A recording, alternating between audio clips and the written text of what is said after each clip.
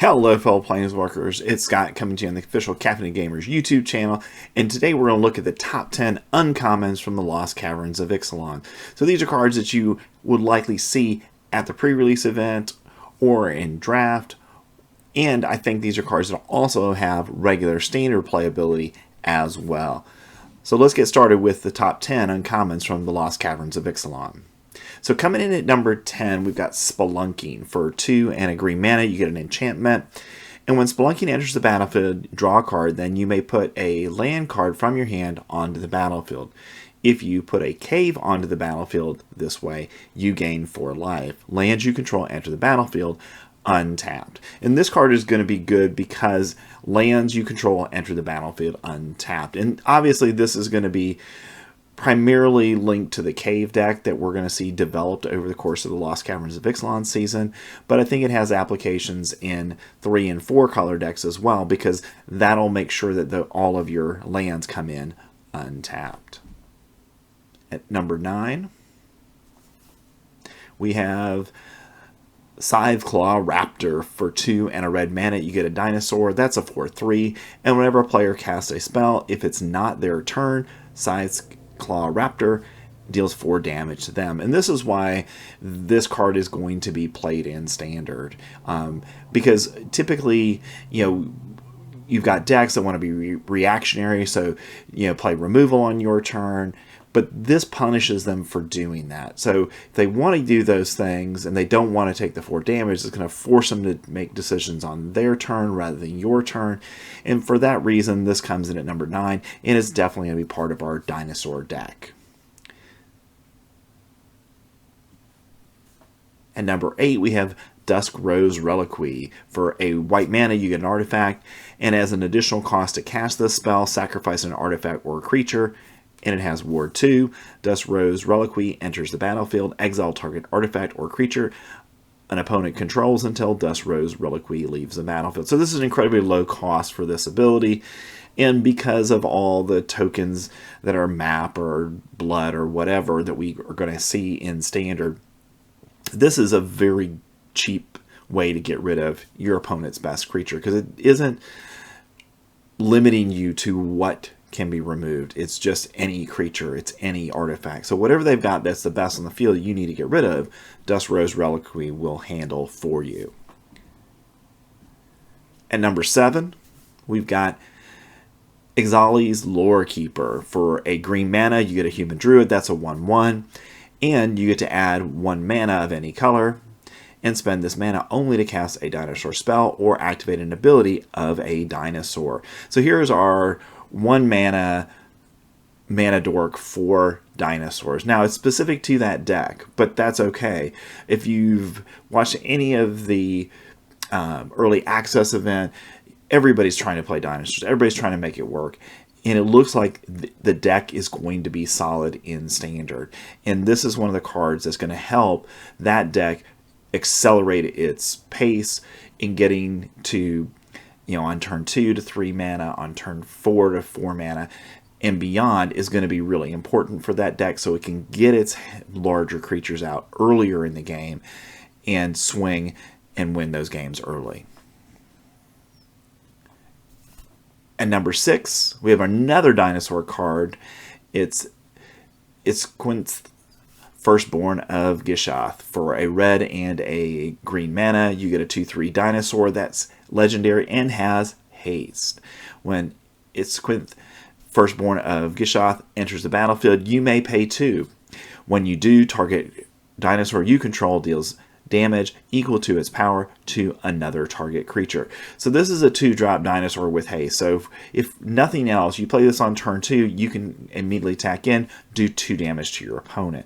But later in the game, when you get this, you can then sink an additional 2 mana into it to have your largest dinosaur deal damage to the best creature your opponent has and take it out of the game. And that is a powerful ability in standard, and it means that this, in essence, is not only a good creature, it's also a removal spell in the late game. Coming in at number 5, we've got Bitter Triumph. For 1 and a black mana, you get an instant, And as additional cost to cast this spell, discard a card or pay 3 life, destroy target creature or planeswalker. Okay, we've got Infernal Grasp already in Standard that basically does the same thing, but only to a creature, and you pay 2 life to cast that. It was very widely used from the Innistrad sets for a long time until we got Go for the Throat. And because of that, I think this is going to be something that Standard players are going to want, because not only does it kill creatures, it also kills planeswalkers. And that ability to do both, that flexibility, makes this the 5th best uncommon from the Lost Caverns of Ixalan. All right, coming in at number 4 is Quetzal, Malamet Exemplar. For 1, a green and a white mana. You get a legendary creature. That's a cat warrior. That's a 3/3. Your opponents can't cast spells during your turn, and whenever one or more creatures you control, each with power greater than its base power, deal combat damage to a player, you get to draw a card. So Quetzal is a very important card in any Selesnya deck. Now, I don't know if we're going to have a Selesnya cat deck, but we're definitely going to have a Selesnya deck that's playable in Standard. And the ability to prevent your opponent from playing spells on your turn is very powerful.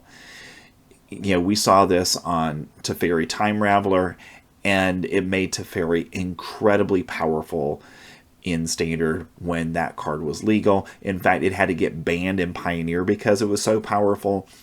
And because of that, I think Quetzal, because he has that same ability, is going to be equally powerful in Standard.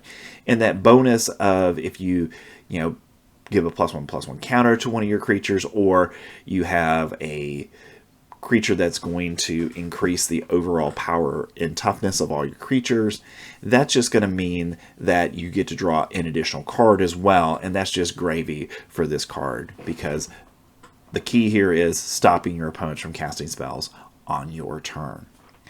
All right, coming in at number 3, we've got Triumphant Chomp. Okay, another card that is from our dinosaur deck, and it's only costing 1 red mana. You get a sorcery, so that's the downside to it.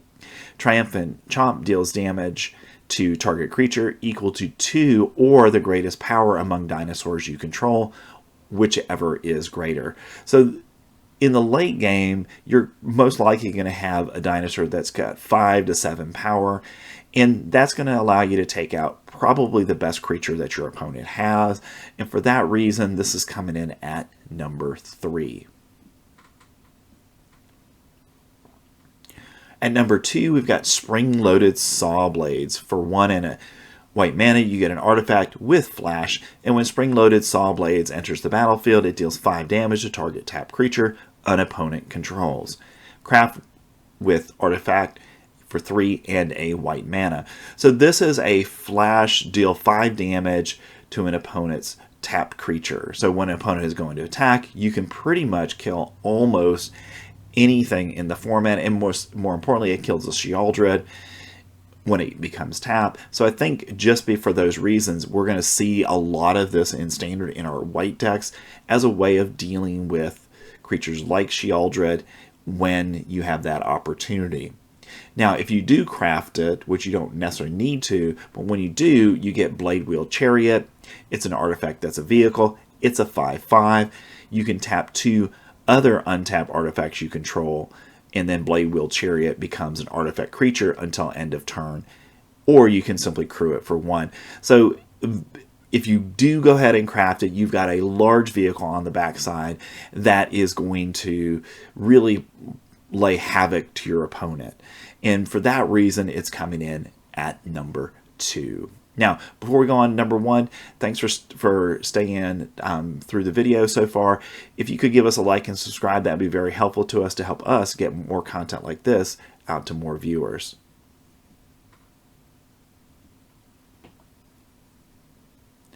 All right, and coming in at number 1 is Barto Del Presidio. For 1 white and a black mana, you get a legendary creature. That's a Vampire Knight and is a 2/1.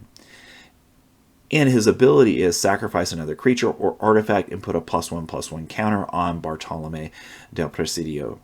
So this is number one because it is a card that can lead you to being able to sacrifice another creature at no cost. And because of that, it fits into decks in Standard, but it also fits in decks in Pioneer, and even potentially as far back as Modern, any Aristocrat style deck, as a stack outlet for those decks. And because of that, he's our number one card from the uncommons in the Lost Caverns of Ixalan.